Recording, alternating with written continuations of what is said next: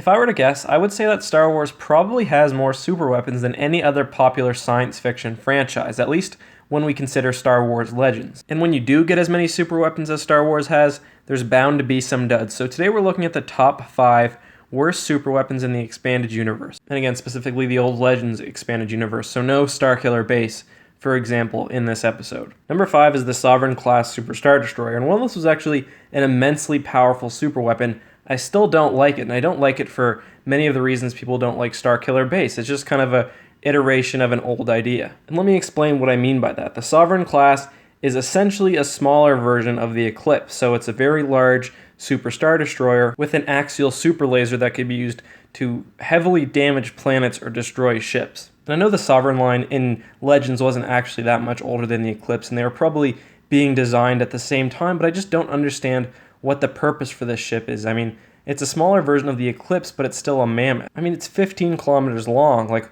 why not just build the full Eclipse at that point? So the ship's not on the list because it's not a very powerful superweapon, and in fact, it obviously is. It's on there because its role is kind of unclear to me, and I don't understand why you would ever build a Sovereign class Star Destroyer. If you want the biggest and the baddest, build the Eclipse. If you want to save material and go with something smaller, the Sovereign's not really the ship for you. From a real-world perspective, I think the idea of kind of making a knockoff Eclipse is kind of lazy, so I don't really like the idea or the design in that regard. So for all those reasons, it's the 5th worst superweapon in Star Wars Legends. Number 4 is the Death Mark Laser, a superweapon that was around almost 4,000 years before the Battle of Yavin. So this one I kind of go back and forth on. Is it super useful? Is it super ridiculous? I'm really not sure, but it is hilarious, and I'll explain why. I also just want to say that picking 5 bad superweapons is kind of tough because usually they're pretty overpowered and they're designed to be overpowered. So that's why some of the items on this list are kind of flip-floppy, like the last one and like this one. So the Death Mark was a satellite that would pretty much snipe an individual from orbit. What I mean is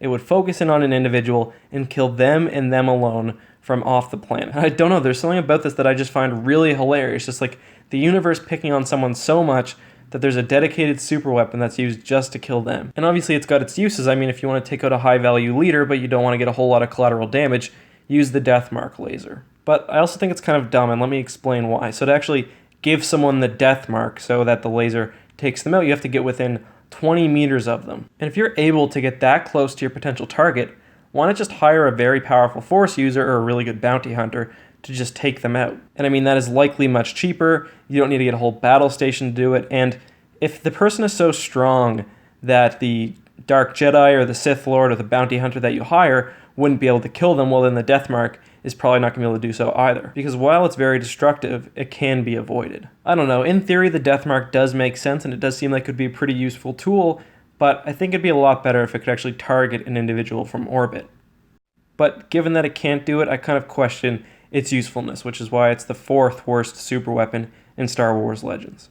Number 3 is the Visual Electromagnetic Intensifier, and before we really get into this one, I just want to say that I was so tempted to include the Sun Crusher in this position and on this list generally because it's just so overpowered. I mean, it can't be destroyed, it's so quick, and it can destroy an entire sun, but I mean, just based on its pure destructive power, I just didn't feel right putting it on a list of the worst superweapons. I'm actually not going to go too far into the Visual Electromagnetic Intensifier right now and tell you why it's bad, because it's kind of a carbon copy of the number 2 superweapon on this list, which we're going to get to in just a moment, but you should know that it's essentially an array of satellites that you'd have to park over a planet, and these satellites would kind of focus the light and the energy coming from nearby stars, not unlike, say, a magnifying glass, and it would cook the planet that it was surrounding. And number 2 is the Orbital Night Cloak, and I guess I said it's a carbon copy of number 3, but I guess it's kind of the opposite, because instead of using the light from nearby stars to cook the planet, it would actually shade the planet completely from light. And yes, this is pretty much exactly what Mr. Burns did in the classic Simpsons episode,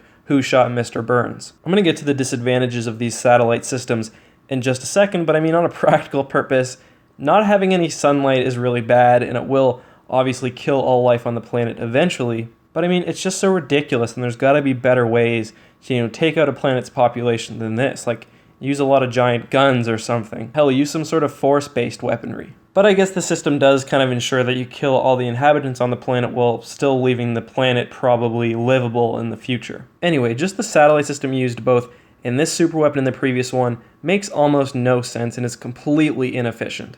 So for one, you actually have to move the satellites in place because they're not self-propulsed. So you'd have to pull them in on some sort of star destroyer or some sort of large vessel, which is obviously extremely inconvenient. And if you place it wrong, you've got to move it, and it's a very difficult process to get them all set up. And once they do get all set up, you better hope that nothing bad happens to even a single night cloak, because if one goes down, the entire system will fail.